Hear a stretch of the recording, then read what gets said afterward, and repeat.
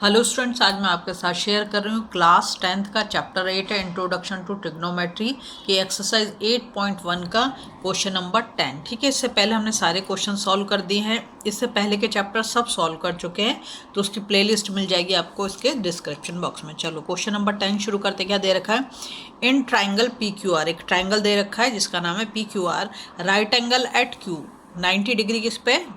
Q पर।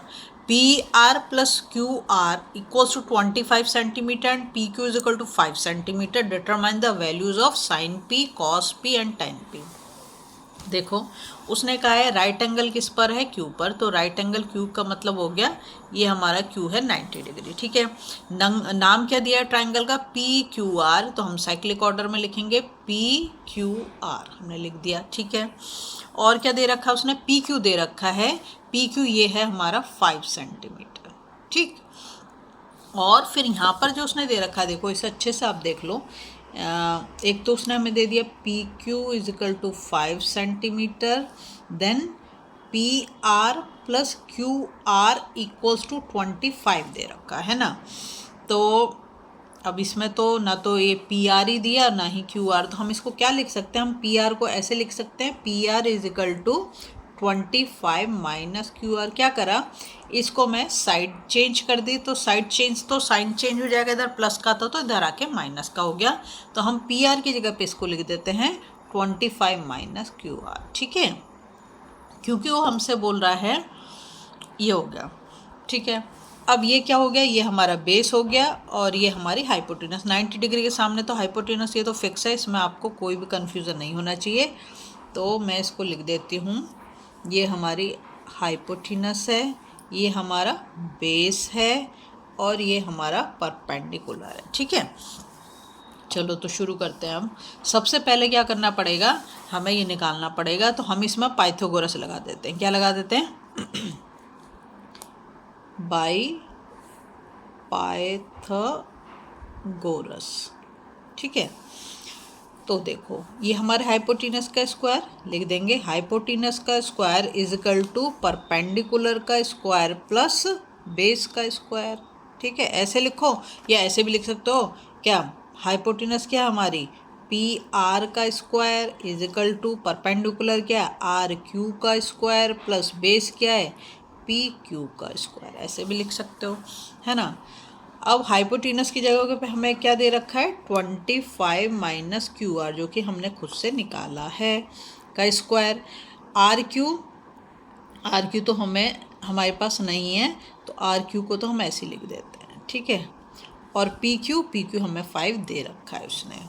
यहाँ पर देखो, यहाँ पर मैं आइडेंटिटी लगाऊंगी। क्या, मैं यहाँ पे लिख देती हूँ एल्जेब्रिक आइडेंटिटी हमारी a माइनस बी का होल स्क्वायर। क्या होता है? A square plus B square minus 2ab। ध्यान रखेंगे यहाँ पर a क्या है तुम्हारा 25 और b क्या है क्यू आर, इसको ध्यान रखेंगे बस। ठीक है, तो अब मैं यहाँ पर ये लगा रही हूँ, तो क्या हो गया? ये हमारा a हो गया 25 का स्क्वायर, है ना, प्लस क्यू आर का स्क्वायर।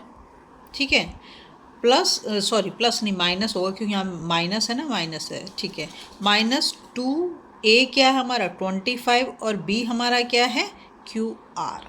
ठीक है, ये लगा दी मैंने आइडेंटिटी, और इक्वल्स टू यहाँ पर जो दे रखा आर क्यू का स्क्वायर प्लस 5 का स्क्वायर, तो 25 हो जाएगा।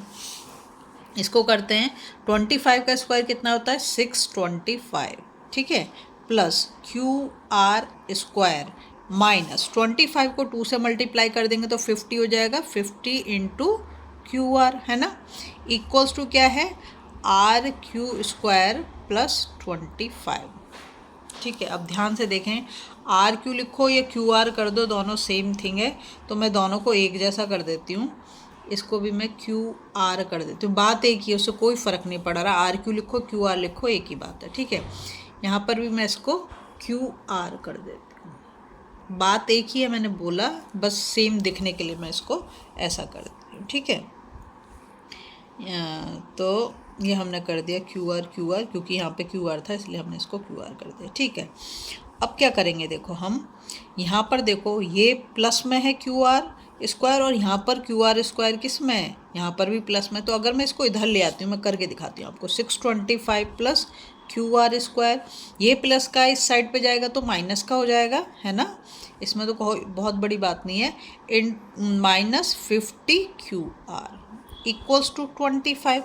देखो ये प्लस का ये माइनस का दोनों कैंसिल आउट हो गए, ठीक है। अब मैं क्या करूँगी, 625 इस 25 को इधर ले आती हूँ तो माइनस का हो जाएगा 25, और इधर जो है ये हमारा 50 क्यू आर जो है ये माइनस में, तो इसे साइड चेंज करूँगी तो प्लस का हो जाएगा 50 क्यू आर। समझ में आ रहा है ना आपको, क्या करा, 25 को उधर ले आई, इसकी साइड चेंज करी तो साइन भी चेंज हो गया माइनस का, और इस 50 क्यू आर को दूसरी साइड पे ले गए इक्वल के, तो ये माइनस का तो इधर जाके प्लस का हो गया। इससे इसको माइनस करेंगे तो कितना आ जाएगा, 600, और ये क्या हो गया 50 क्यू आर, ठीक है। हमें तो क्यू आर की वैल्यू पता करनी है, तो 50 कहाँ जाएगा, ये इसके मल्टीप्लिकेशन में है तो इसके डिवीज़न में आ जाएगा।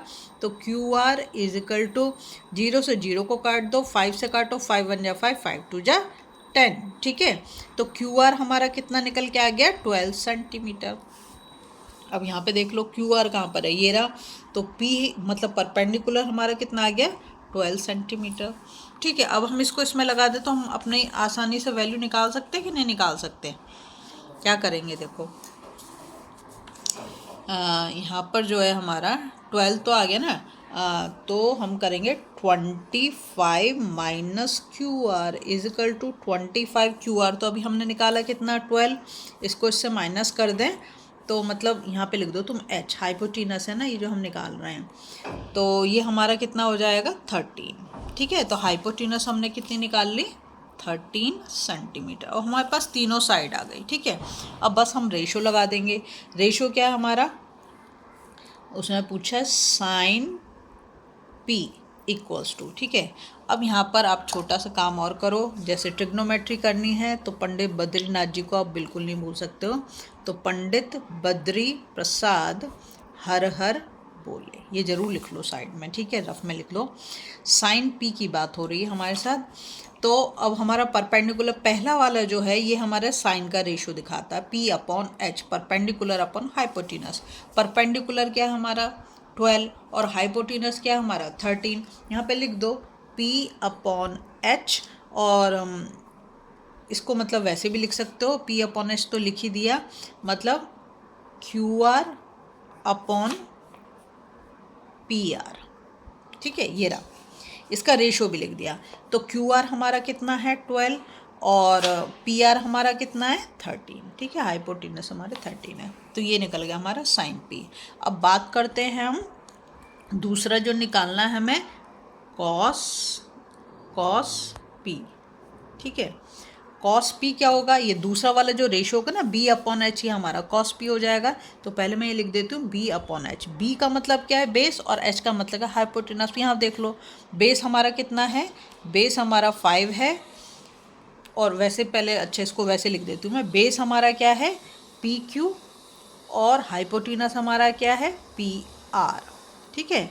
तो पी क्यू हमारा 5 है और पी आर जो हमने निकाला है वो निकाला है 13, तो हमारा कॉस पी हो गया।